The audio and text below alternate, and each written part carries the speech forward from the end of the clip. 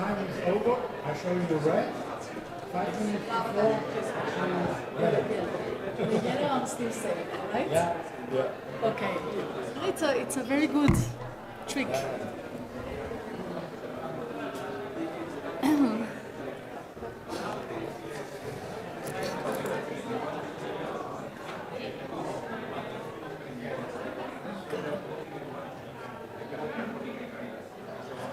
Put my time.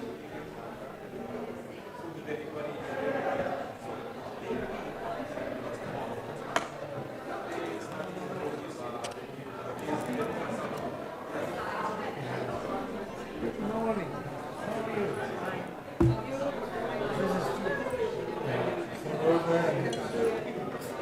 This is Barbie. Yeah, the next time. Thank you. I don't have yours. Nice. I have mine.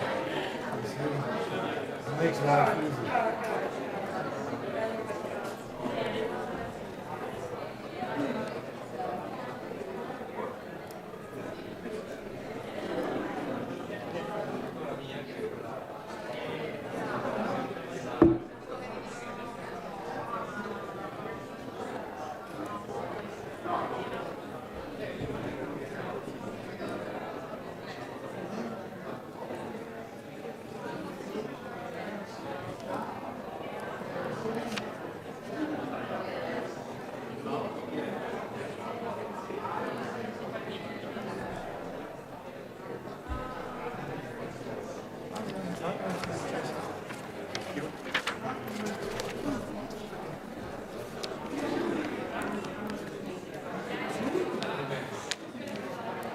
Later, if I may, I have a book of yours Oh yeah. too, because you are the star. I mean, not this one, but other ones. You want me to sign? Yes, if you don't mind. Of course, of course. Since you moderated the panel, it would be an honor. Hello. Hi, ¿Qué tal? Bien. Encantada. igualmente. But you know, real stars are different. I have a book. The first issue of The Long Way to Freedom by Nelson Mandela. He gave it to me, and I have one page.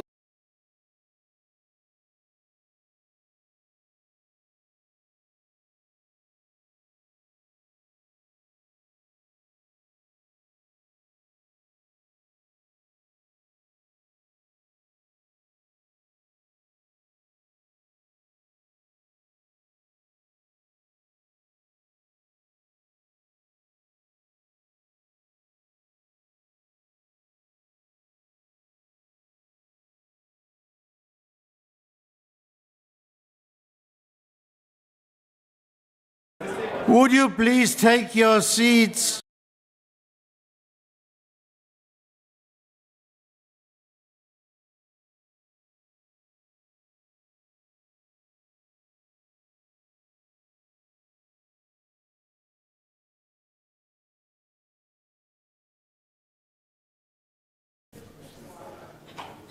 Please take your seats.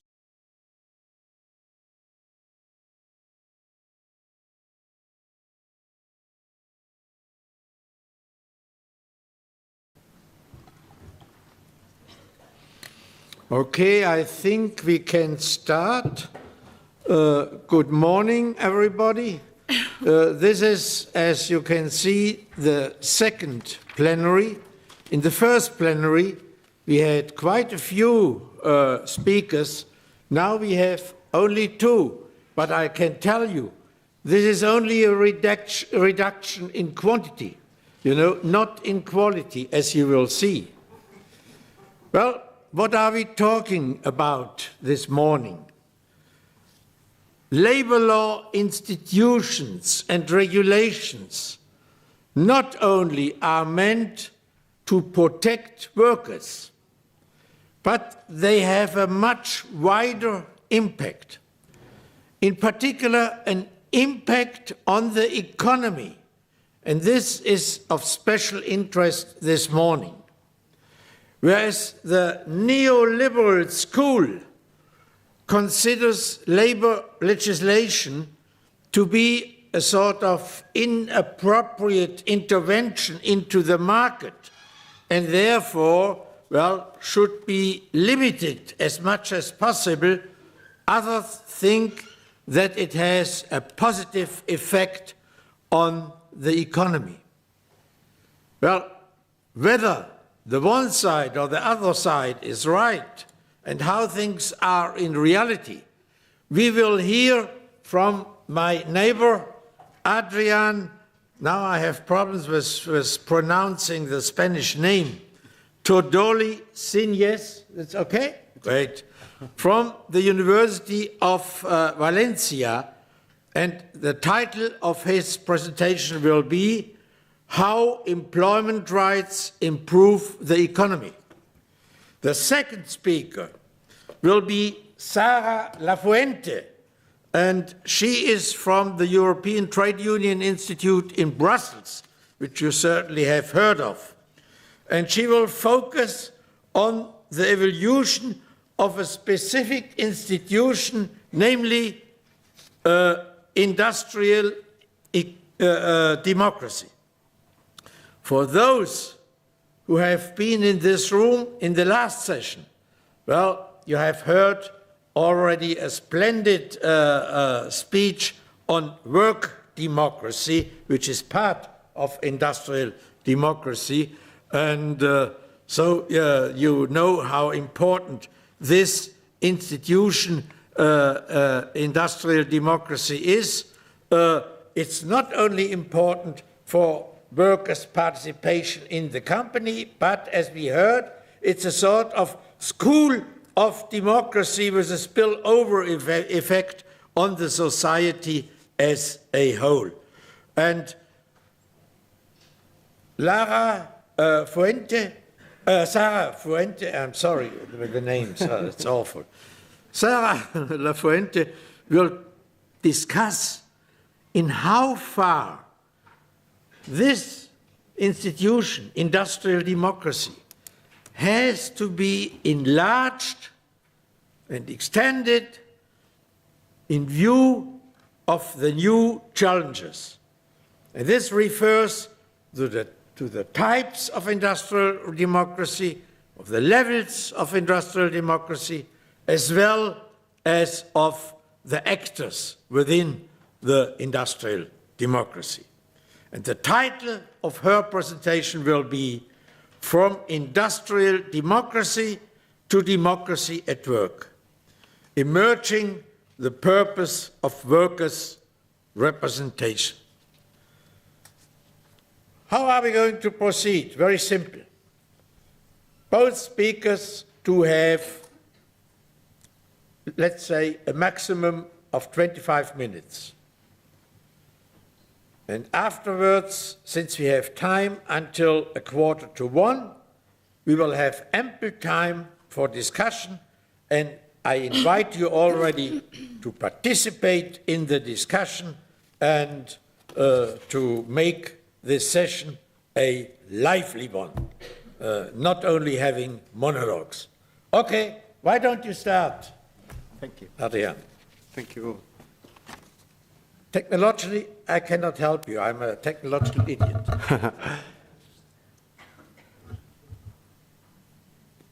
Well, thank you very much, Professor Manfred Waits, for the presentation, and thank you, ADAPT, for having me here today, for having me invited.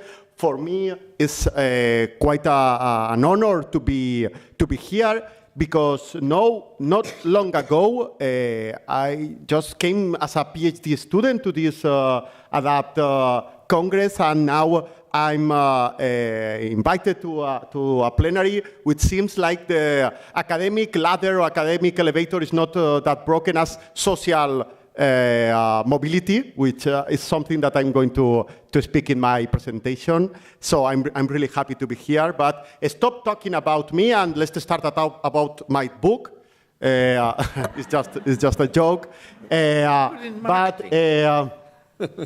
Yeah, what I'm going to talk today about this, about employment rights improving economy, this is something that if you heard on a newspaper or a friend talking to you about that, you will tell, oh, that's impossible. Employment rights do not improve economy. It's quite the opposite. It's like employment rights are very bad for economy, or at least this is something that we all heard about since probably the 80s, because actually labor rights political stand since the 80s has been dominated by the so-called Washington Consensus, which is a set of policies that indicates that the only way to obtain the economic growth is through deregulation and non-public intervention.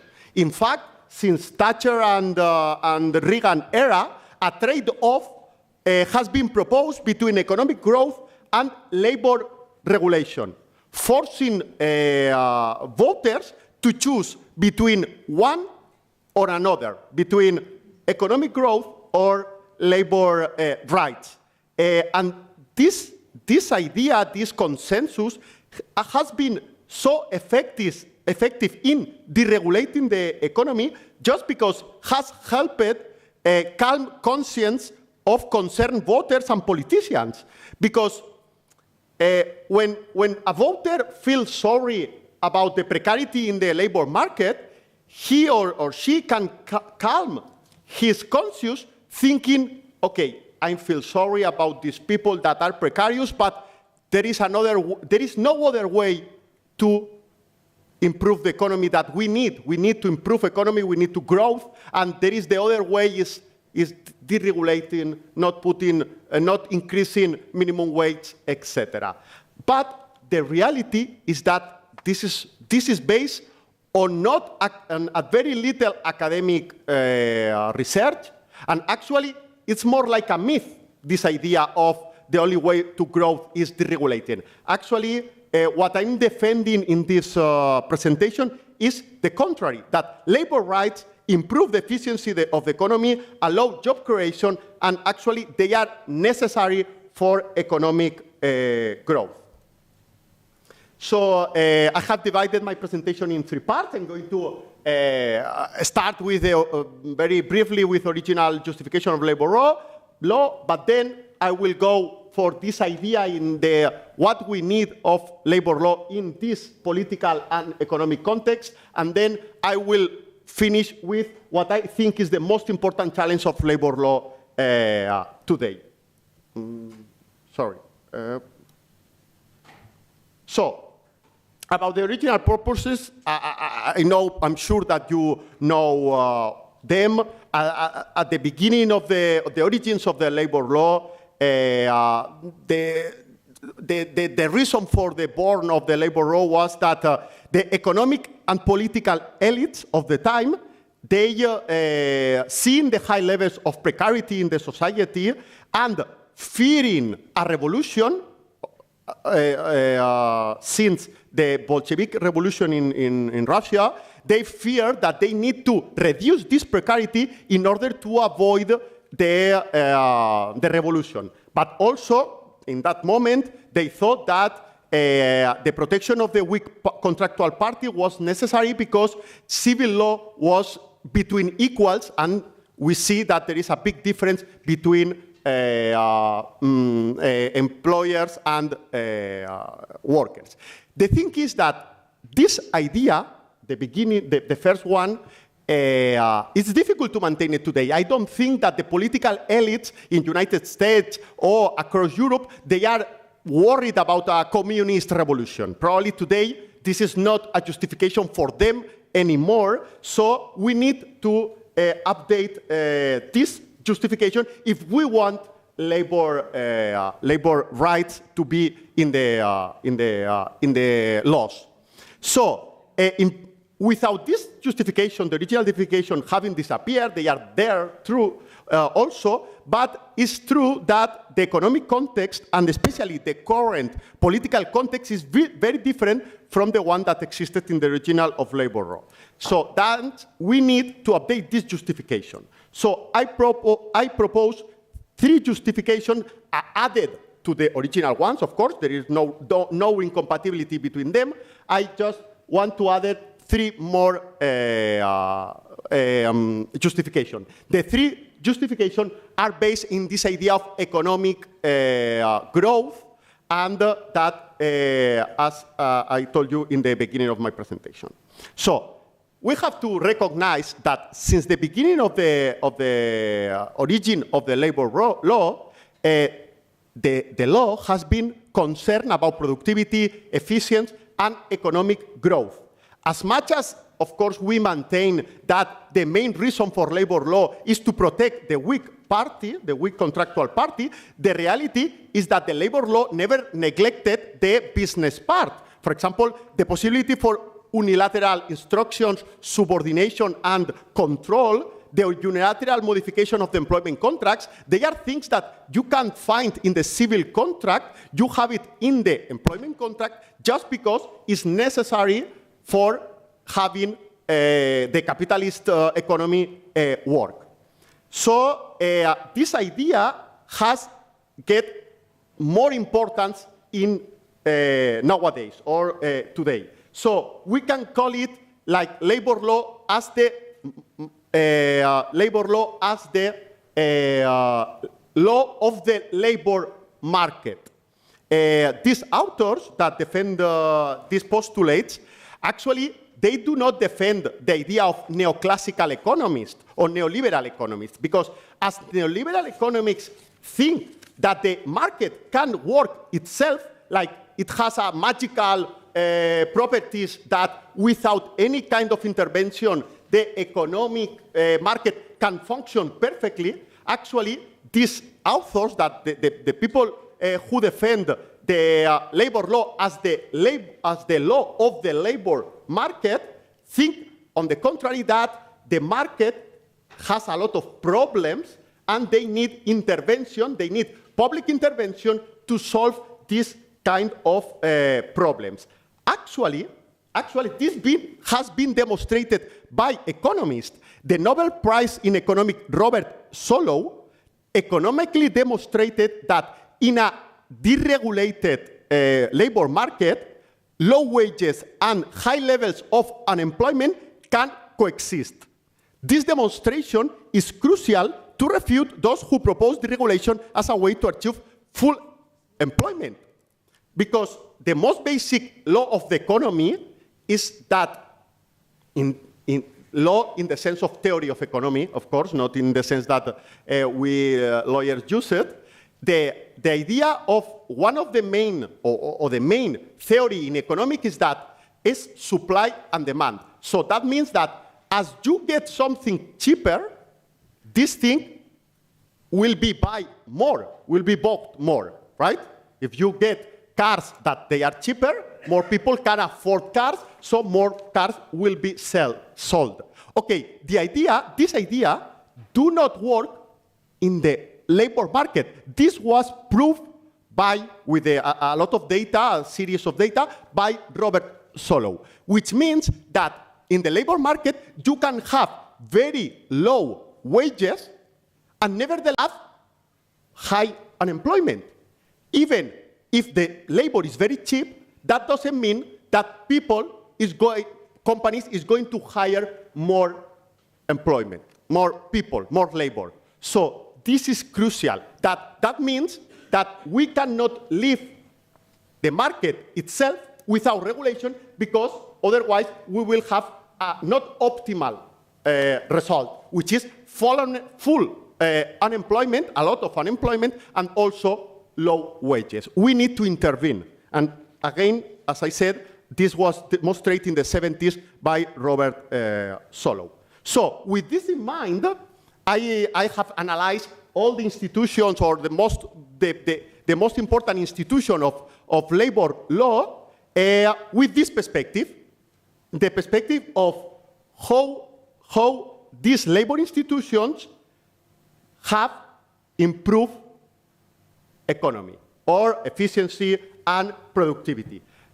Here for my presentation in this point, I want to just identify 3 and explain why. First, which is quite important, is minimum wage And I mean minimum wage, legal minimum wage, but also collective agreement minimum wage. Because minimum wage, I think we all know, of course, they are important to get high levels of consumption, which are necessary to have companies and to have employment. So if you eliminate minimum wage, it's possible that you don't have consumption in a company, in an economy, and then have bad results, full unemployment, etc. But also, there is another reason which I think is very important and not that well known, which is that minimum wage enhances or improves innovation. And why is that? Because when wages tend to zero without minimum wage, there is no reason for companies to invest in innovation and improve labor productivity of the company, since it's very cheap to simply hire more workers. But that is very bad for the economy, because if you just get more production with more workers, what you get is low productivity, which is a very bad efficiency way to get things done. So the idea is, with high levels of wages through minimum wage, the company must invest in organizational innovation and also on training of workers so they get productive. If the price of the labor is high, you need to get a lot from that, which is hiring the productivity. And this means also another thing.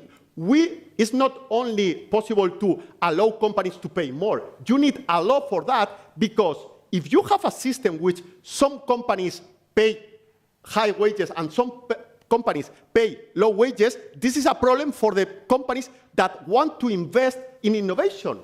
Because if I invest in innovation, but in the next corner there is another company who does not invest in innovation, that company, and of course pay low wages, that company will get my share of the market just because the price of their product can be cheaper because the low wages, not because that company is efficient or productive. So that's why we need a sectoral collective agreement or national minimum wage. Second institution that I want to explain why they are important from an economic point of view. As I want to explain it from an economic point of view, I'm not going to explain other justification for the institution of compensation for wrongful termination. There is another justification that I'm sure you know, like for example, in a civil contract, when you terminate a civil contract without cause, you have damages. So, I mean, it's the same, it's a civil regulation, but I'm not going to use this justification. I'm also not going to use the justification of meritocracy, because if you are firing a worker which does not anything wrong, because that's why it's dismissal without a cause, that means that he don't deserve it. This worker do not deserve it. And so that infringes the meritocracy. But again, I'm not going to use this argument. I'm going to say another reason that why we need, it's an economic reason, a pure economic reason, that why we need wrongful termination. There is papers that prove that with a strong damages in the law for wrongful termination, so when it's expensive to fire workers, that stabilize business circle. I'm going to explain why. If you have a economic crisis, a small economic crisis in a moment of time, the normal reaction for companies is to fire people. There is a small slowdown, so I'm going to fire some workers. So if every company in a state, in a market, do that, what is going to happen? That as unemployment people consume less, you are going to make bigger the crisis, the economic crisis. Because less people is going to consume, because they are fired. So the optimal decision, this is the prisoner dilemma, John Nash, if you know, it's exactly the same. Here, the optimal decision is, as a company, I don't want to fire anyone, but I will do it if I think that other companies is going to fire them. Because if the other companies are going to fire them, the consumption of the market is going to reduce, so I will not need that much workers. So I'm going to fire workers because I think my expectations are that other companies are going to fire also workers. So this is why it's justified a high cost for dismissals. Because if it is expensive to fire workers, this is a message from the government, from the legislator, that you as a company should not, because it's expensive, should fire workers. Your other companies, the other colleagues in the system, other companies, are not going to fire workers because it's expensive, so you do not do it either. In that moment, as there is no people fired, they consume, so the economic crisis passes rapidly. In Spain, we have an example with that, but there is a lot of examples. And if you want in questions, I can explain the Spanish example that happened that. And the third institution is the preference of the law for the permanent contracts, because there is a lot of data that proves that permanent contracts improve productivity of workers. A worker which has a permanent contract with seniority is more productive than the one that a temporal worker. Temporary workers are less productive because they show a lot of interest in the company, because if I'm temporal, I want to show a lot of interest in order to get a permanent position, but the reality is that even I make a lot of effort as a temporal worker, and the business see me as a very interested worker, actually I cannot be productive because I don't know enough about the company. I'm a temporal worker, so I don't know how to improve the organizational model. I cannot help the company to improve productivity. You know, so the idea behind that is that when companies are hiring temporarily, they harden themselves. They make a mistake doing that in general. Of course, there are exceptions or justified to hire temporarily, but in general, and in Spain, if you don't know that, but 2 years, 3 years ago, we had 30% of temporary workers. So, I mean, 30%, it's a lot. Yeah, okay. So, well, the second, probably I won't make it to the third one, just the second one. The second justification is redistribution of wealth. Of course, we all know that in the economy, the most important way to distribute wealth, even today, is wages. In order to get a distribution, is the largest instrument for distributing wealth generated in the economy are wages. So a decrease in the bargaining power of workers will alter this possibility. It's what we are seeing in this graphic. Here we see as in the last 40 years, from the European Commission data, in the last 40 years, the participation of workers in the national income has fallen 20%, corresponding to the 20% of income that has gone to the owners of the capital. So, as we can see, there is now, as labor institutions are deregulated, there is not a correct distribution of wealth. And the important thing here is that there is no disappearance of wealth. Actually, the wealth has been increasing the past 70 years. But the thing is, as you can see in this graph, this is productivity. Productivity is the orange one, and salary are the blue one. So productivity has been increasing, but wages has not. Wages had stayed the same if you discount inflation. So there is the gains of the economy has gone not to the workers, but to the employers. And this is a very big problem for companies also, for the economy in general. And that's why I wanted to explain that. Labor law helps distributing gains of the economy, and this is good for the economy itself. And why is that? Well, the first thing is when the distribution of the income is not fairly distributed, this is going to make the economy to stall, even to go wrong, the economy. Why? Well, as neoliberal thinkers routinely remind us, if an investor is not allowed to keep the benefit of his investment, he will not invest. So that is exactly the same for workers. If workers do not receive their fair share, they are not going to make an effort to work. Actually, as Professor Rodriguez Piñero explained us yesterday, now people are doing a big resignation. They want to exit the market. And why is that? Because if they are not receiving a fair share of what they are doing it, what they think that they deserve it, they are not going to help this system. They are going to go outside the system. But this is something that Adam Smith, if you never look to that, he is Adam Smith. Adam Smith explained it to us in the beginning of the capitalist system. He said, if we allow rentiers to keep rent from doing nothing, just from inheritance, the economy is not going to function. The capitalist system is not functioning. So this is one reason that we need to bargaining power to make a fair distribution. But of course, there is another reason, which is social conflict.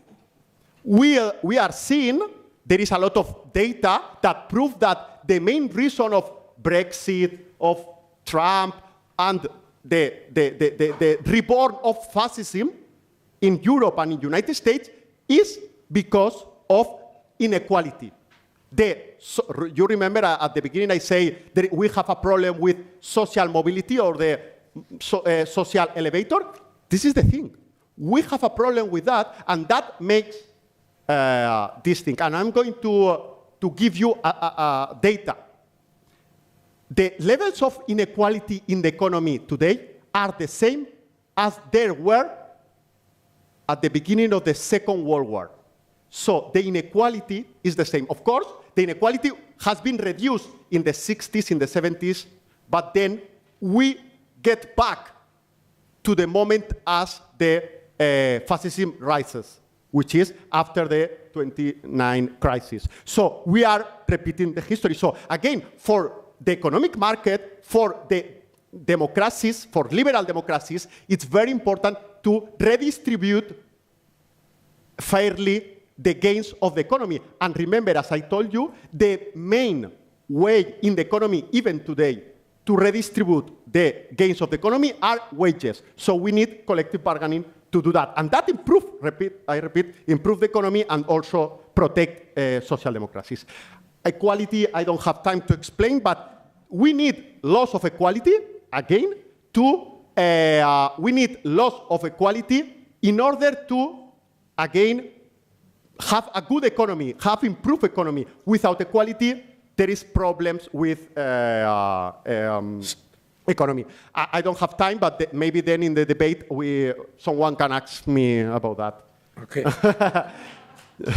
No, and just to finish, okay? Just to finish. Sorry. No. 1 minute is 2 slides. The challenge. I promise you that I'm going to explain what for me is the biggest challenge of the labor law. And I think is modernizing the narrative. I think that with the historical reasons, like for example, we need minimum wage because the worker has dignity, and minimum wage is a way to guarantee dignity. I completely agree, but I think that only convinces the people that are already convinced. With that argument, we are not advancing. Actually, we see it in the past 40 years, we are deregulating because voters are not convinced. Of course, there are some voters which are convinced, which are people who are convinced 40 years ago, and now are still convinced that the dignity of the people is enough to guarantee labor rights. But we need new arguments. Yes. As, for example, we need new arguments, which I think, is the narrative of we need to modernize our narrative. We need to convince people that that's good for economy, labor rights are good for economy, and I think that will convince maybe people that think of economy as the main thing of the most important thing in life. Okay, thank you very much, and sorry about that.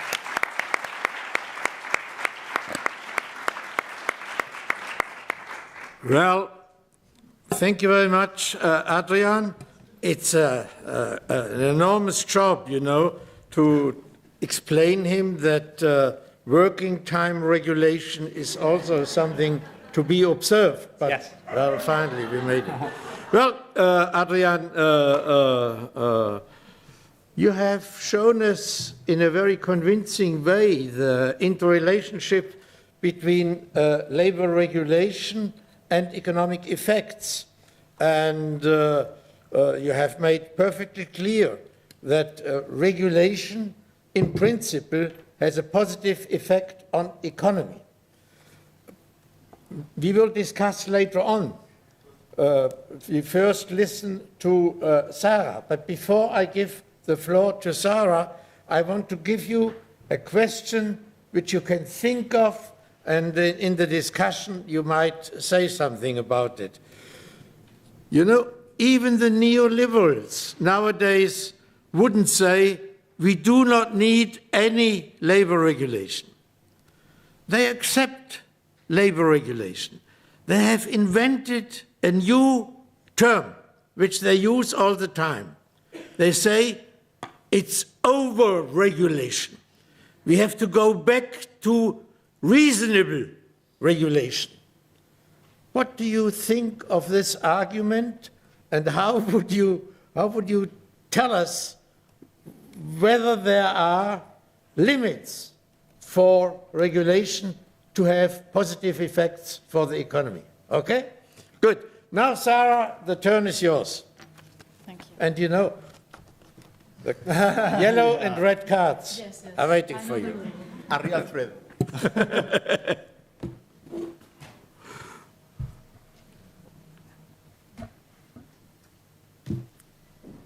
So I'll try to be disciplined. I wanted to start by thanking, of course, the ADAPT conference organizers for inviting me to be part of the program today. It's a great honor for me, and also to be moderated by Professor Weiss. So I would like here today to share some thoughts and mostly conceptual reflections I've been working on together with Professor Martínez Lucio, who's not here today, but he is from Manchester University. We've worked together and reflected a lot about the necessary evolution of the notion of industrial democracy to adapt it to the 21st century and to changes in terms of collective action and unionism. So I thought this very large topic and quite theoretical could be kind of an adequate issue to discuss, to bring in to this plenary session discussion. And I hope an anecdote may convince you. I'm not sure, but let's try. So it's about a colleague and myself from ETUI who some time ago went to do a training that we were asked to provide for a European Works Council of a German multinational. And the training was supposed to deal about co-determination in Europe. So after a full day presenting and explaining the different features of co-determination in Europe, which we understood, of course, as workers' participation in corporate boards, because this is how it's known outside Germany.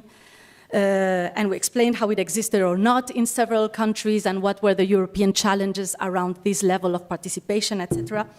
At the end of the day, some German members of the European Works Council came to us and asked, but we were actually expecting you to tell us about models of co-determination, in different countries. So, including strikes and information and consultation rights and trade union representation, collective bargaining, all that. So in fact, what they meant was models of workplace representation or workplace democracy, right? Industrial relations in company level at large. So I found this kind of a funny surprise, which was more than a linguistic misunderstanding, actually. It revealed like a whole preconception of worker participation, and what we understand is behind co-determination in this case was in fact a catch-all term to refer to any model of company-level collective rights. So voilà, that's my anecdote to introduce this talk. But I think it reminds us how important it is to understand, translate, and also reframe in the field of European industrial relations, particularly these very difficult concepts as industrial democracy or worker participation, if we want to actually support any action or policy around these topics. So this is what we know, of course, and you are all very well aware, as myself, is about the macro trends that are affecting today and for decades already the world of work. So we're talking here about the financialization of the global economy, for instance, that brought extreme pressures of flexibilization and competitiveness. It has concentrated global capital as well in the hands of the few, while at the same time workforces are being increasingly fragmented and dispersed at the local level and disempowered in a sense. Then that leads also to the individualization of industrial relations. And of course, we have broader trends as well, like digitalization, artificial intelligence, that are critically transforming work organization and the daily work. And we could add the environmental crisis, of course, and the democratic crisis. Maybe I can talk about it a bit later. But this is a bit the context that depicts the realities of the contemporary world of work today. And it goes without saying that the gap between these work realities affected by these macro trends and the institutional frameworks that were designed historically to allow channels for workers' voice are not getting smaller, they are getting much larger, right? But at the same time, there has been a renewed interest in recent years, actually, about the issue of work democracy in the public sphere and within union debate. And so here, our argument, or my argument in the presentation, will be that in order to empower unions in this context of rapid transformation and new critical challenges, etc., it is useful and actually advisable to move away and beyond the traditional, rather static approaches on industrial democracy, industrial democracy narratives that were basically focused in isolated dimensions or isolated institutions or structures, to rather advance to a more dynamic understanding of industrial democracy, including broader terms, and also a more dynamic strategy of interlinkages between dimensions. So I hope I will be able to clarify this idea of moving forward. So that's the outline I suggest for today. I will first to start with this historical, what are we talking about? This historical diversity of industrial democracy approaches, the traditional ones, so to speak, the ones that we would like to move a bit beyond. I'll explain how they competed in history and in debates, but they are also quite conciliable, contrary to what it may seem. And then I will explain a bit what were the drivers, some key drivers in this renewed interest for democracy at work, then to present what would be our proposal about the strategy of linkages, although Professor Weiss already did a small spoiler in my introduction. So of course, worker participation is, you may know, a multidimensional and very contested concept, right? There is not one single formula that could be considered definitely decisive. This is what Weiss, but another Weiss, Dimitri Weiss, wrote in 1978, so in the 70s, the decade of industrial democracy. So we can say from the start that the conception of worker participation assimilated to co-determination, assimilated to worker representation in the boards, sitting in corporate boards. This is only one dimension, one approach to this industrial democracy. In fact, there are many others, and there have been different streams in the debate on industrial democracy, which I tried to summarize. Of course, this is a synthesis taken from the literature, from historical debates, my proposal, but probably I skipped many aspects of these very rich debates, right? But what I see here are four main streams or approaches that evolved in history and across countries also in different ways. So within the workers' control debates, we could find three main streams, right? The one, well, and then we have a fourth stream that I left there in the right up corner, which run in parallel in management narratives. So this does not belong to the labor movement debates, but actually to the management narratives.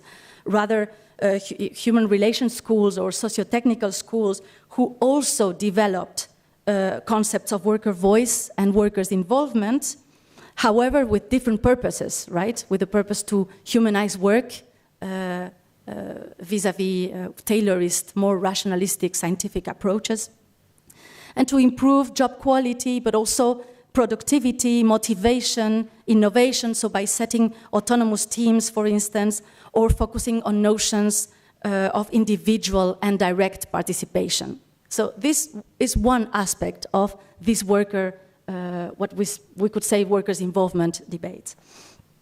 The other approaches, thus discussed more in detail in the labor movement, relate on the one hand with the self-management of enterprises, which now we could link also with the cooperative movement perhaps, but which were rooted in the Consiglio di Fabbrica in Italy, right? The Soviet councils, even the works councils in the 20s in Germany, in a revolutionary kind of context. And there in their more radical positions, these self-management actually aimed at planning, at workers being able to plan and to manage and socialize the economy. So to surpass capitalism in the radical terms.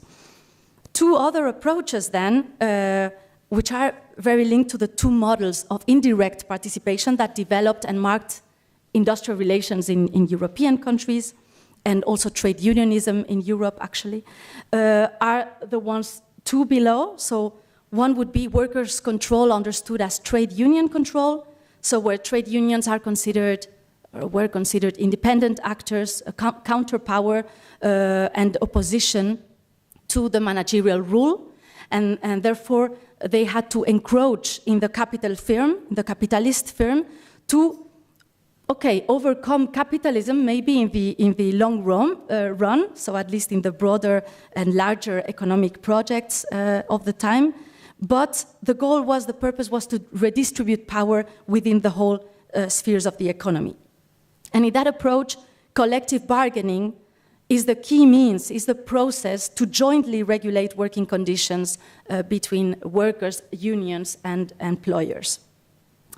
So Bailos would call this model conflictual participation, right? It translated into the more adversarial cultures of industrial relations in the UK or Southern European countries, for instance. And then we have the model of economic democracy that thrived rather in the German social market economy, that saw a way to regulate capitalism from the inside by institutionalizing worker participation within works councils, within worker representation on boards. So this is where we find co-determination, this idea of workers being involved in the decision-making of the company. And that model, well, in the long run, although it channeled the social conflict in this way, in the long run emphasized more social harmony, cooperation, and co-responsibility. So the point here I want to make is that now we've seen like sort of static areas of the debate that were perhaps looked as having a very strong ideological cleavages, especially between those unions or models that supported collective bargaining as a core element vis-à-vis those that had co-determination as their core element. And my point is, of course, not that this discussion is obsolete or not relevant, because it is, and it actually still makes very difficult to develop a European strategy around worker participation, because unions and actors are embedded in their distinct national context. But my suggestion is to see these not as sort of static approaches, but to have in mind that these evolved and these ideas circulated have been reinterpreted across time and adapted and combined, not even by the unions themselves in their own policies, but also in the institutional frameworks that were established at national level. So actually, more than ideological cleavages, we could say that the core disagreements remain more around the role that trade unions should play in this particular industrial democracy systems.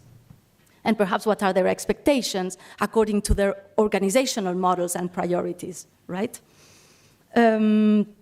So here we have an example, for instance, in institutional frameworks, we can cite the fact that the co-determination existing in Nordic countries or in Germany was actually first established in large-scale collective agreements. So we do have collective bargaining and co-determination being together involved in one single institutional context. And at the same time, while we may think in other areas that works councils typically represent integrative and cooperative participation models, well, in fact, we find that in southern European countries like Spain, like France, Works Council have become a source of union representativeness for unions, and even a space for action, for union action in the company. So they may eventually become a bit more functional, right? So trade unions also, nuance their positions here, and I just want to quote as example, referring to this co-determination rights, that the initial position of some unions closer to Marxist approaches, like Comisiones Obreras in Spain or CGT in France, even FGTB in Belgium or CGL in Italy, but there I will be cautious here. Although they initially were contrary to the idea of co-determination, of having participation of workers in company boards, well, in the end, they still, whenever they have had the opportunity to be involved in such institutions, they have, and we have members of these unions being involved in this kind of instances. Also, they have agreed to support a European trade union confederation proposal at the European level to support these kind of rights. So the positions are more nuanced than it would seem. And clearly the ideological cleavages that divided the unions in the 70s perhaps have lost so much relevance today because the context has changed, because of globalized shareholder capitalism. Unions may have found here a pragmatic interest in sustaining some sort of institutional influence if they manage to get access to employers via participation in corporate boards. That is one of the ideas. So basically the schematic division here between models, conflictual models of participation, co-determined models of participation, does not fully capture, in fact, the complexity of the combinations that we may find. And now we come to recent years then, so what's happened? Let's address what has happened recently, whether this is a new cycle of participation or a new wave of interest in participation rights. The truth is that different areas from the academia, the policy making, public debate, trade union debate as well, have in a way converged in finding a renewed interest to to discuss industrial democracy narratives and strategies. So this is rather surprising, given that from the 70s, this notion of industrial democracy had been almost forgotten or not discussed as such, with this label at least. And some drivers that may explain these are the following. It's a suggestion as well. On the one hand, that we have found new worker rights being increasingly regulated on broader themes that did not belong previously or traditionally to the typical collective rights or rights to be negotiated about, like pay or working conditions more generally. Here we're talking about topics like equality, like greening, psychosocial risks, all the social themes that unions now also need to get engaged with, and that states are even regulating. So there are new roles open to worker representatives and spaces for intervention, for instance, also in social responsibility, due diligence, or social reporting. Another possible drive is the fact that although neoliberal organizational practices did not discuss industrial democracy, they did discuss employee voice and participation. So only in different ways during the 90s and 2000s. So they reframed and discussed this in managerial terms, of course, but now we find ourselves with some sort of sensitivity on the managerial side as well, perhaps, to push for corporate accountability, especially after the COVID pandemic, and where employee voice may appear as a means to monitor, to render capitalism accountable, so to audit capitalism.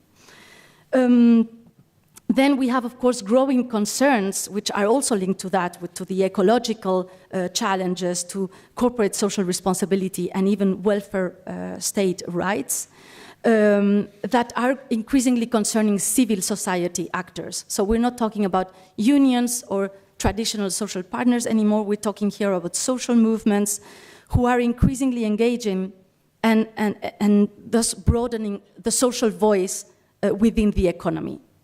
So that's also another area that has brought this democracy at work topic to the fore. And finally, trade unions themselves, well, in the middle of decline and crisis of their previous forms of voice and institutionalization, let's say, they now search to find new modes to regain this lost institutional, associational power, right? And so in this context, workplace democracy, democracy at work, can connect with the renewal debates, with the necessity for unions to find new connections with their base and rank and file.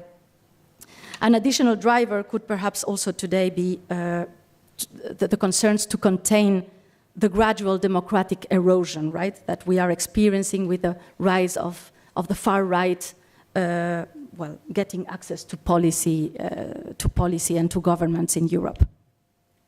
So all these interests converge in putting an interest and a focus on industrial democracy or democracy at work, if we want to broaden the spectrum, but they don't necessarily push the topic in the same directions. So rather than expecting a convergence of strategy, perhaps, we may expect more like a hybridization or a pollination of these different interests in industrial democracy. And this is where I get to our interest and proposal for a strategy, or to think of a strategy of linkages for extending this democratic agenda at work. So the idea would be that, of course, unions are major actors of democratic processes and democratic principles at work, but the question is now how they can engage, right, to make, yes, thank you, how they can engage and how they can focus on different priorities, because there's a lot, like an overloading of themes and of levels to be addressed, and that connect and challenge the democratic principles at work. So from a strategical point of view, perhaps it would be more useful to actually focus in how to coordinate these democratic initiatives, democratic opportunities, first across levels, then across themes, new themes, and finally across new actors and networks enlarged. So across levels here, we realize that we have discussed already about co-determination. This would be a potential level. Works Council is another potential level for participation. I mean, not potential, actually, very real. But the challenge is how to make each of these levels fit into broader projects for union influence. So we have to combine them, but also to make them relevant for union influence as a whole, beyond the company, beyond the workplace, in the economy as a whole. And at the same time, how to inscribe workers and the rank and file into these very sort of distant levels of participation, like co-determination. So in this sense, articulating these different levels is fundamental, and that doesn't need only effective exchange and communication, but actual coordination and planning and strategic orientation.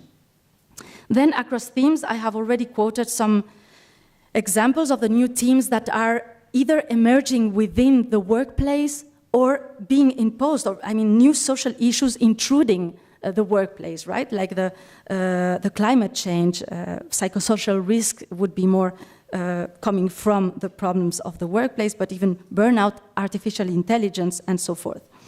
So all these generate expectations for unions to engage, and in sometimes even like inequality themes, the state is expecting worker representatives to engage in bargaining. This is the case in Spain, where worker representatives need to engage in negotiating plans for equality. So they need to have specialists that at the same time have a larger view to connect the topics with other themes. And finally, across actors and networks, well, I think there are already plenty examples from smaller to larger scale, where we can see unions collaborating in campaigns with other actors, from social movements to patients in hospitals, for instance, or users in public transport.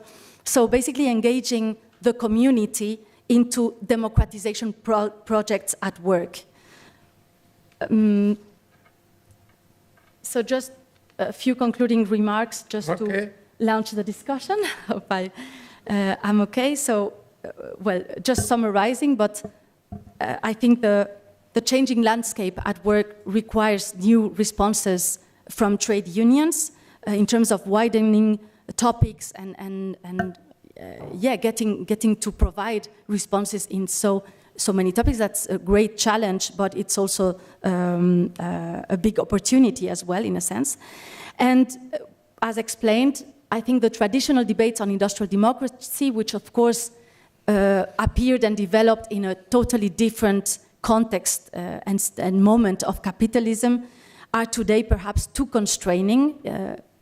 Discussing industrial democracy into silos and specific structures and institutions does not help to get a grasp of all these novelties and challenges. So so that's the suggestion to overcome and rethink democracy at work in these broader terms, and also putting these interlinkages at the center. But this will, of course, in a sense, require a lot of learning, training programs, in a way, a lot of organizational capabilities, because this is a very long-term strategy and multifaceted action that needs to be conducted here. And so, of course, we should think of how these training programs, also within unions, can go beyond the more technical aspects, but rather increase in their strategic thinking and in democratic and innovative practices. Voilà. Thank you very much for listening, and I hope we have the opportunity to discuss. Looking forward.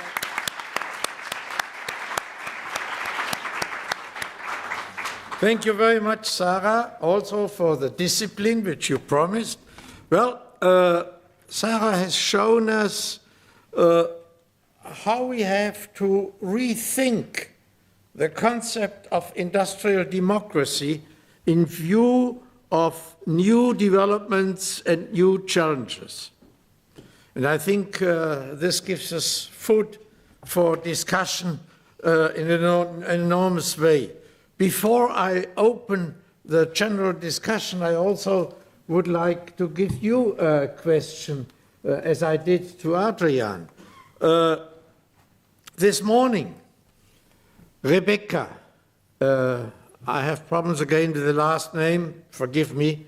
Rebecca gave us a wonderful insight into the problems we are facing by fighting the climate change, what we call decarbonization. And in this context, well, it is also necessary, as we see already in the automobile industry, to change products. And the big question is, should the question, who decides what kind of products are produced, still remain to be a question which unilaterally is decided by the employer side. We call this, speaking now in legal terms, management prerogative. It's something sacred, you know. Nobody tries to touch on management prerogative. They decide on products, prices, and so on. And it's even, if you look to the Charter of Fundamental Rights of the European Union, you have the Article 16 where you have established this. My question is, can we really work with this? Can we exclude this from industrial democracy? This is a question of life and death. On a dead planet, there will be no jobs. And of course, thereby, the workers are much more interested in sustainability than shareholders. You know, shareholders could be more interested in short-time effects, but not so much in long-time effects, you know. So the question is, if we leave this out, and if we continue with the concept of management prerogative, we might risk the world of work, we might risk everything, we might risk the death of the planet. What do you think about this? Well, this is my question, but now maybe you have had time to think of my question, so go ahead. Yeah, well, you asked me about if where is a reasonable regulation when we are not in over-regulation, which is the kind of level of rational regulation. Well, I think data can help us to decide when we are over-regulating, but what I can say with the data today is that we are not in that point. Actually, we are under-regulating. What are your criteria? Well, for example, I will use the index of productivity, labor productivity, with comparingly with wages. If the economy that we are, the system that we are now allows an extractive economy, because companies are getting part of the labor productivity because they are not getting in wages. So that means that this is not equilibrated. So we are under-regulated. The system allows one part to take more than it fairly deserves because labor productivity is increasing, and that doesn't mean that wages are increasingly equally. And since the 80s, we had that. And actually, neoclassical and neoliberal economists says that in a well-functioning economy, when the wages and the labor productivity should be the same. If labor productivity is increasing, wages should increase the same. That is an ideal neoliberal economy. But actually today, that is not happening. Today, we have labor productivity increasing, but wages not increasing. Why? Because the system that probably the weakening of collective bargaining is making that there is no fair equilibrium of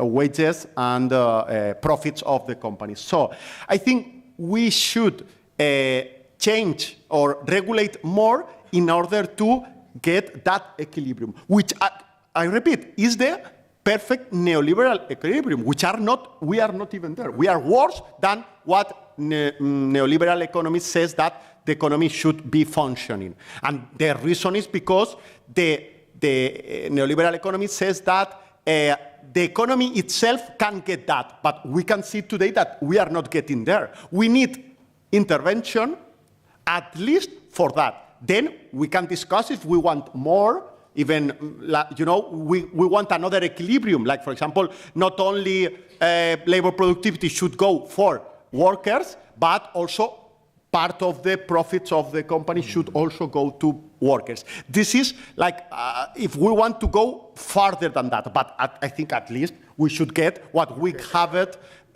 in the 60s, in the 80s. Thank you very much. Well, Sarah, are you ready to answer my question? Yes, well, I can answer, and I can give some reaction to what you said. You answered actually yourself a bit. I guess I never answer my questions. we do agree that no, definitely we should not, as a society, not even as labor lawyers or union-friendly people or activists, but as citizens, we should definitely not let employers unilaterally decide on issues that concern the planet. Planetary boundaries are there, so that links also with what should be the role of regulation and how we regulate as well. Then, I mean, of course, this topic of decarbonization often ends up in discussing the specific changes of products in the manufacturing sector, because it is one of those that is being most exposed to the challenges, of course. So it's deciding while the things are happening. It's a bit complicated, but ideally, I mean, I would definitely include these kind of decisions into the realm of industrial democracy and democracy at work extended, but not only at the level of the company itself and how. I didn't talk about that. What workers should, how far they should decide or be part of the decision in what products to change. So we can expect next week you start a campaign of the ETUC to. I don't have that power, but to change the Charter of Fundamental Rights. But exactly, this is where I wanted to go. Actually, it's definitely an issue that would concern workers and unions much beyond one single company.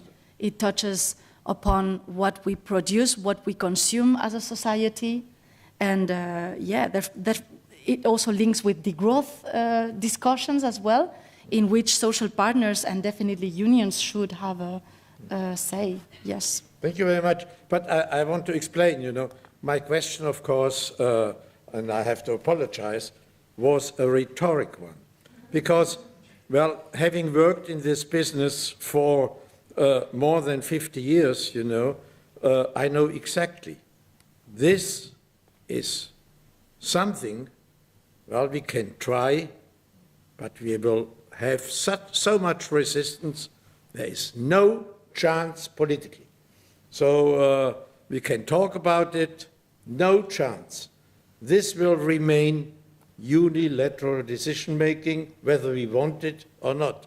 I simply wanted to make sure that you understand what the impact is of this. It's a terrible impact, which unfortunately we cannot change. Okay, so far, now I would like to open the question. Is there the icebreaker? Yeah, here behind. Yeah, can you start? Can you come here?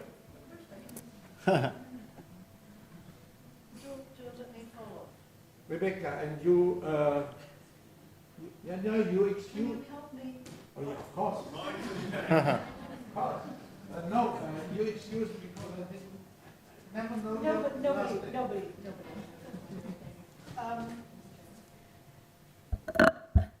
I'm glad you asked the question you did, Manfred, but I don't know what I think about your answer. Well, you know. Because, let me speak, because when you think about it, unilateral management prerogative is always conditioned on something. It's always conditioned on what the public wants, what the citizens want, what civil society, what the mood is of civil society, what the trade unions and what the workers want. In a democratic society, that is, which is one thing Stan, the Spiegel, was speaking about. So the fact is, many companies, although they could resist actions for a green or just transition, have come round to the idea that it is good for them. So yes, it's their decision, but their decision is always conditioned on a sort of an eternal dialogue and development within society of new ideas. Thank you. If I just may make shortly comment to this, I fully agree with Rebecca. The problem is only that looking from a legal point of view, you know, this kind of management prerogative is very strong.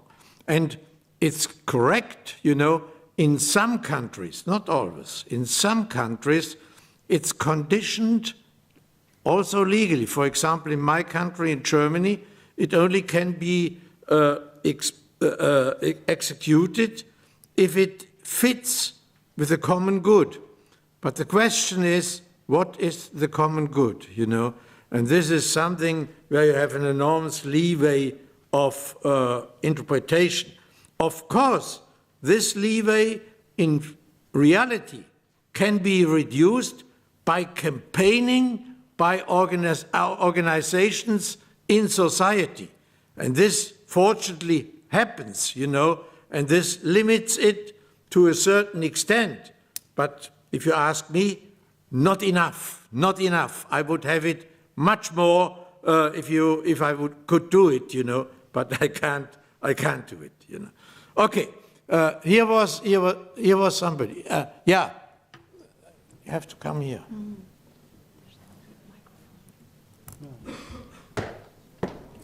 I have a question for Sara Lafuente, because I strongly agree with your idea that we need to broaden a little bit our traditional conceptualization of democracy at work, because nowadays there are many more channels for worker voice at the workplace, and beyond, of course, trade union or workplace labor representation-led traditional worker channels of worker voice. But my question is, have you succeeded already in seeing those linkages that you have advocated in your speech? Because I strongly support the idea that there should be more linkages between these different channels of worker voice, and this is also something that we are researching in a NISI co-funded project on the interplay between direct participation and representative participation, but at the moment in Italy the situation is that direct participation and representative participation largely follow separate. path. And there are some cases of interaction, but they are quite rare and depending on many factors, and that are not easily applicable to all contexts. So I wanted to ask if maybe in your research have you already found some possibilities for interaction, maybe on other areas, not just between direct and representative participation, maybe also as regards the corporate due diligence or other channels for the integration of worker voice at the workplace. Thank you.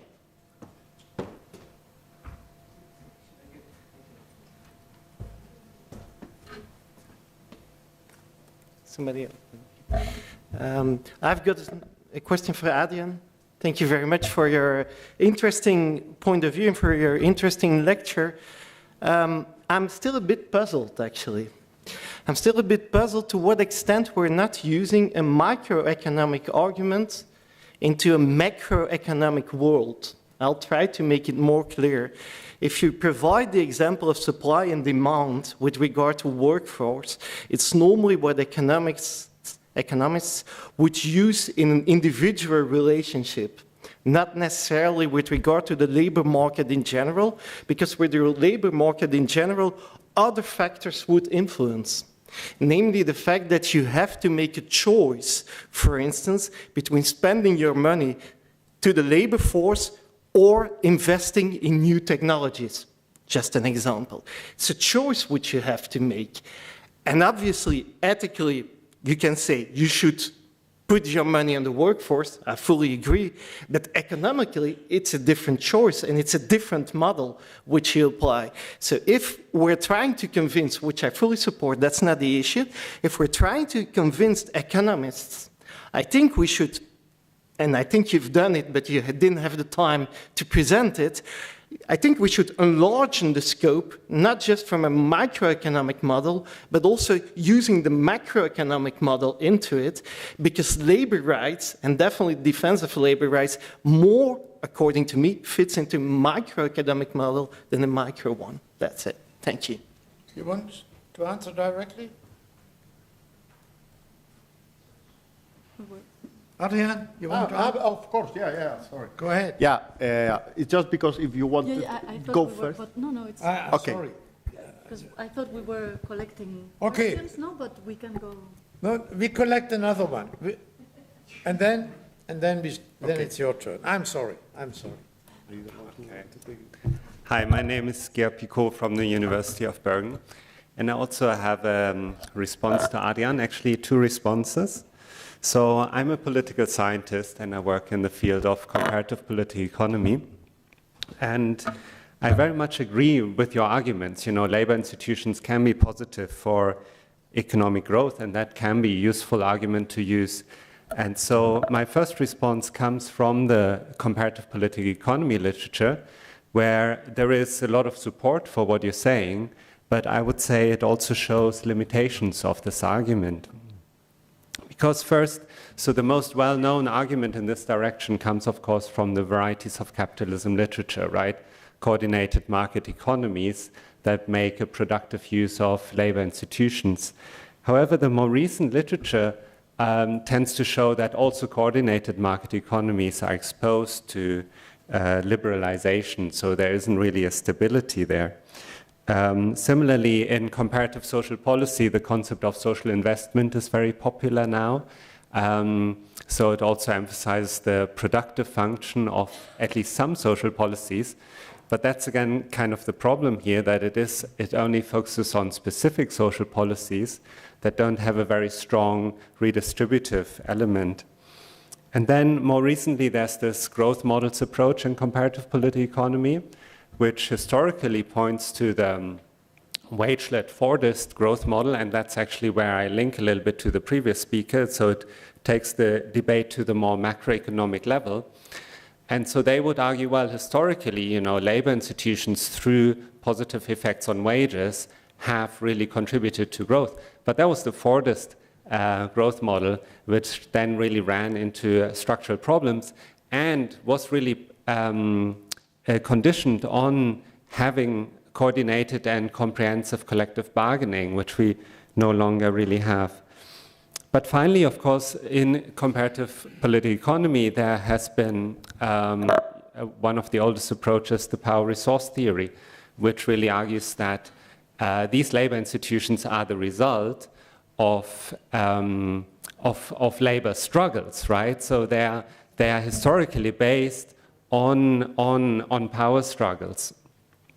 And yeah, so again, my point is that there's a lot of support in this literature, but also it often shows the limitations, and perhaps kind of in the end of the day, the power resource theory comes out strongest in terms of the foundation for these institutions.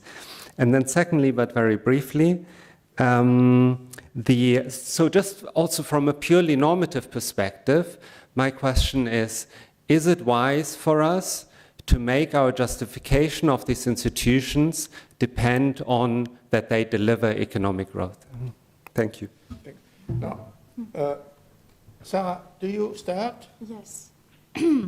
Okay, so I can start answering Ilaria's comment. Thank you very much for the question, and full support, because what you described there in your project, right, on direct participation and indirect participation is something I'm quite, I mean, it sounds quite familiar to me in my own research, and also attempts to link different streams of the democracy at work narratives together. So I fully see the point. There is an effort to be done there also from the research perspective, to connect conceptually and help out building the bridges, right, between these different silos, because it's true that, well, unions have tended, and also researchers actually, we have tended to advance in silos in these different topics. So it is a path ahead, but yes, there are some examples. I could not talk of any case of one specific union that has already implemented this strategy for everything. It's not something so established. It happens depending on projects and depending on leadership, perhaps. But there are definitely punctual cases, company cases, and examples. If we talk, so for instance, the case you mentioned, direct participation, indirect participation. I was recalling a case that was presented in an event at ETUI, where we invited basically trade unions from the workplace, bottom up in a way, grassroots unions, to explain their innovative practices relating to democratic experiences at work. And this was sufficiently ambitious and open so that we could get all kind of exciting experiments by unionists in the workplace. For instance, so using indirect participation to confront the direct participation discourse of the management, the agile methods that the management was implemented in work organization, for instance. We did find other examples in terms of campaigns where unions have collaborated with other actors, of course, in what I mentioned, in some hospital cases or public transport cases, but this is more common, right? This kind of alliances. And also there is a lot of, quite some literature and empirical work done, for instance, on how board-level employee representation, representatives and works councils collaborate and articulate their coordinate their activities and their strategies in the German system, for instance. So there are definitely examples there, but there is a lot ahead to be done. Thank you. Now, Adrian. Yeah, thank you very much for both questions. I think both are very, very interesting, and allows me to explain a little further my idea. About the macroeconomic stand, I completely agree. Actually, I try to defend that labor rights has to be argued or defended from a macroeconomic point of view, because in a microeconomic point of view, there are some weaknesses. For example, talking about minimum wage, it's possible that from a microeconomic point of view, from some companies, if you increase minimum wage, some companies is going to, maybe 1, 2, 3 companies are going to suffer because they are inefficient and they are going to disappear. But from the macroeconomic point of view, this is not something wrong because, of course, I understand that some people is going to be fired because some companies is going to disappear, but these people are going to find a job in a better companies, more efficient companies. Because if that company cannot pay minimum wage, it's because it's not efficient. And there is other companies that are more efficient that are going to hire these employees, and they are going to sell the same product because, I mean, the clients of these companies that are disappearing do not disappear. These clients are going to look for that product in other companies that are more efficient. So at the end, in a macroeconomic point of view, you can defend that minimum wage is positive for the economy in general, of course, for this also for these employees. So completely agree that we have to go for, and even for example, I explained the productivity index, the labor productivity, and the wages, and it's in a macroeconomic point of view, because we are not seeing a company by company, the productivity, but in general.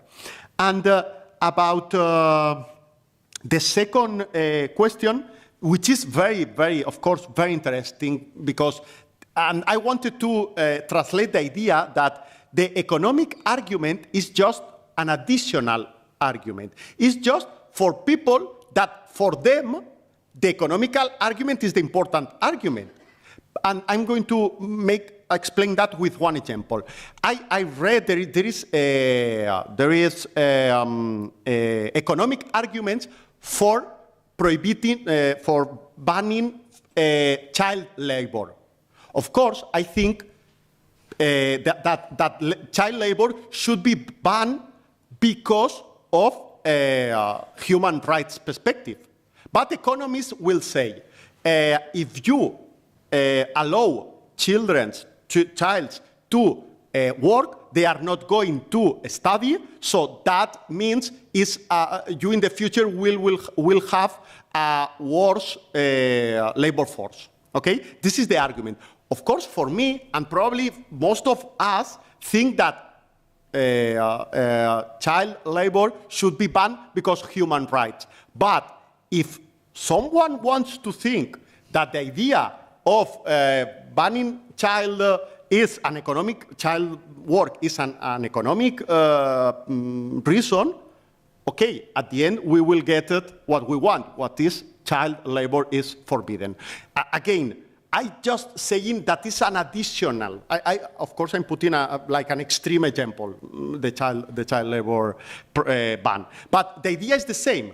It's just an additional argument. We need all the arguments that we can have, because, as we see, we are in a 40 years deregulation of the labor market. So we need any argument that we can have it, because if this is a battle, the labor right is losing it. So I think any ally is good. Thanks. Okay, we still have time for a few questions. Short question. Yes, go ahead. Rodriguez Pinheiro.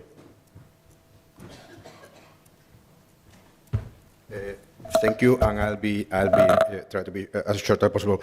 It's from Adrian. Adrian, you talked at the end of your presentation about narrative.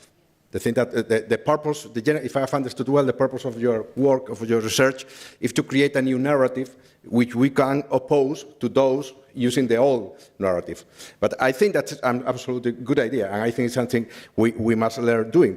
But I think there is a second narrative we must focus on, and it has to do with the Maestro Manfred Weiss has said. Is that problem is not only regulation, it's which regulation.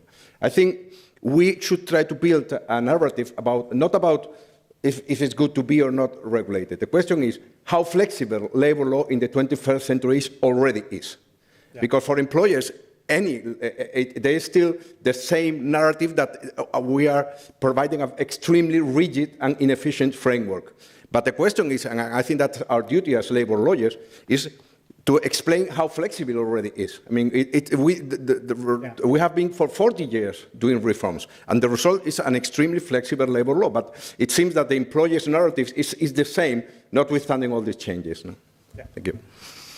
Yes, I completely agree, and this is like Professor Manfred Weiss already said, that we are which level of regulation. And I think I want to say two things. First is, of course, the important thing is which kind of regulation we need today, because, of course, it's not only necessary to argue for labor regulation in general, but which labor regulation. But I think both are important, because do you think really that, because we are thinking, okay, there are even neoliberal economists say that some kind of labor regulation is enough. Are you sure? Are you sure that Trump, Milei, they think that? Like Bolsonaro, are you sure that the new wage of political stand, they think that some level is enough? Or they think that probably only policemen, judges, and military, as Hayek said, are necessary? So we are probably in a moment that we even have to defend from the minimum. And then, of course, we need to go further and say, okay, we need these institutions are good for the economy, and also these institutions today are weak. We need to go further and make it stronger. Like, okay, we have collective bargaining, for example. I think in the south of Europe, we have collective bargaining, but it's more like formal collective bargaining, because we have a high, for example, in Spain, or we have high levels of coverage of collective bargaining, but the collective agreements are very weak. Are quite weak. So, okay, we have formal collective bargaining, but if this collective bargaining is not getting a fair share of the national income, that means that the collective bargaining is not real, it's not material, it's just formal. So we have to go further. Okay, we want collective bargaining, but the regulation of the collective bargaining has to allow a fair share of the distribution of income. Well, but I think we not only should think in terms of high and low regulation. We should also think in terms of intelligent regulation. I give you example, and I take your example of a prohibition of child work. When you look into the declaration of 1998 by the International Labour Organization, they not only made the prohibition of child work a core labor right, but at the same time they put up a follow-up procedure.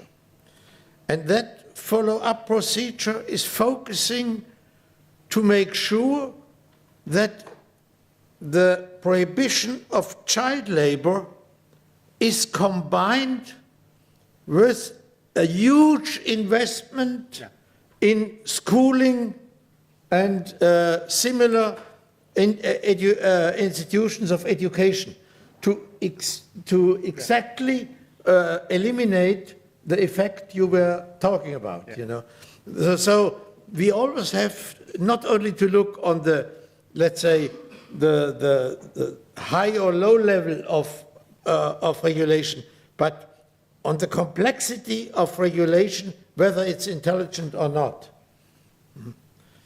Is there any, sorry, I'm taking too much time myself. Is there further question? No? People are hungry. People are hungry. Oh. Okay, so I would say I do not push it. Okay, go ahead. Hi. I'm a union representative from Poland, and for those who were at the workshop yesterday, I tried to make this argument as well. But so this is to Adrian. I'll try to. I was using this data that you were presenting yesterday, just a second ago, about rising productivity and the failure of wages to rise as well. So, I mean, I think essentially employers are also compensating for the increases in minimum wage by increasing the productivity expectations. And I think that one of these arguments from a labor law perspective is also how far is there a cap? Is there a limit on the increase of productivity for workers? Is the sky the limit, or is there somewhere that you can say too much extraction, drawing too much work has a limit? And I think that one of these, from a labor law perspective, and from a worker's perspective also, I think that we have regulations, and these are health and safety regulations, that we don't need new regulations. We were also talking about this yesterday. These regulations are there, they come from international standards of health and safety law, they also exist on national levels, and they set limits. And I think that this is also where we, as workers and as unions, should look for this from the workers' perspective, right? And I think that that's also a way to regulate this through a health and safety perspective. So I'm interested in what you think about this. I know you've also written about health and safety. Yeah, thank you. Thank you very much. And yeah, this is, I have another line of research, which is algorithmic management, and I wrote about this, as you said. And the thing here is that we should not confuse labor productivity with labor intensity, because the idea, and I completely agree, that in the past years, the way to increase productivity is to increase labor intensity. So the pace of work. If you, in the past, for example, you are a cleaning lady in a hotel, in the past, you, in an hour, you clean 4 rooms, and now you do it in 10 rooms, going faster, which is very bad for health, mental health, and physical health. Actually, we have a problem in the south of Europe, I'm sure in Spain, we have a problem of that, a lot of health problems for that. And this is quite bad, and we have regulation to avoid that. We just need to apply this regulation. The same happened with artificial intelligence. There are kind of artificial intelligence which only makes algorithmic management, which only makes people work harder, faster, at the cost of health, which we should do something with that. But there is another kind of productivity which is not from intensity, which is, for example, because the machine is actually helping, not directing the work. And this kind of productivity, I think it's good. Actually, in the past, at least until the 19th, the innovation was this kind of innovation. The technology was the kind of technology which is productive. I call it, in my book, I call it artificial intelligence. There are 2 types, productive and extractive. This kind of management, algorithmic management, which only extract because make workers work faster, and they are controlling and surveilling the worker. This is extractive. But there is another kind. And the thing is, the decision of researching the kind of productive artificial intelligence or extractive is a political decision. It's not like the nature makes us to research on this kind. No, it's a political decision. Now, it's cheaper for companies to research on extractive technology than on productive technology. And we need, from this perspective of legislation, we need to change that. We need to orient technology on the productive side, which is a way to increase the final product without more effort from the worker. Not more intensity, but just because the technology is helping, really, really helping. And of course, if we cannot make that from the political or legislation side. We should do it from the collective bargaining and democracy at work. And I'm going to finish with one example. This is a paper made comparing United States and Germany. It's a paper that compare in the same kind of companies, in the same sector, the introduction of one technology, the same technology in both, in United States and in Germany. And the researchers realized that while one additional machine in United States provoked 6 dismissals, in Germany only 2, and a reduction of working hours for all the rest of the workers. Why is that? Of course, because co-determination. Meanwhile, in the United States, the company can put a machine in the company, and then of course, this machine reduces the need of work, less hours, so the company decides, okay, I need less work because there is a new machine, I'm going to fire 6 people, because I need less work because I have a new machine. But in Germany, they bargain in with the unions, and they get, okay, you want to introduce a new machine, that's okay, this is a productive machine, but the thing is, this productive machine is going to be bargaining, okay, not 6 people is going to be fired, only 2, and then we get a reduce of hours. So which is a win-win. Well, okay. I will not keep you away from your lunch now any longer. I think we had a very lively and good discussion. Many aspects came up, and I would like to thank the 2 speakers for their excellent presentations, even if you didn't observe the working time. Yeah, well. And I would also like to thank you for having made this discussion lively and for having had the patience to listen. I wish you for the rest of the conference all the best. And now I would say bon appétit.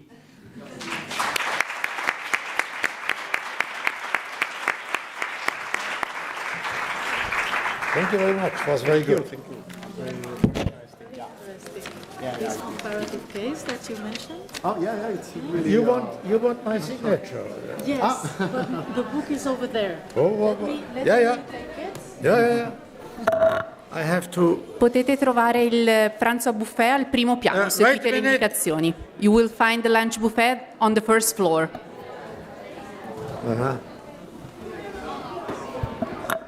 En español también, el almuerzo en el primer piso.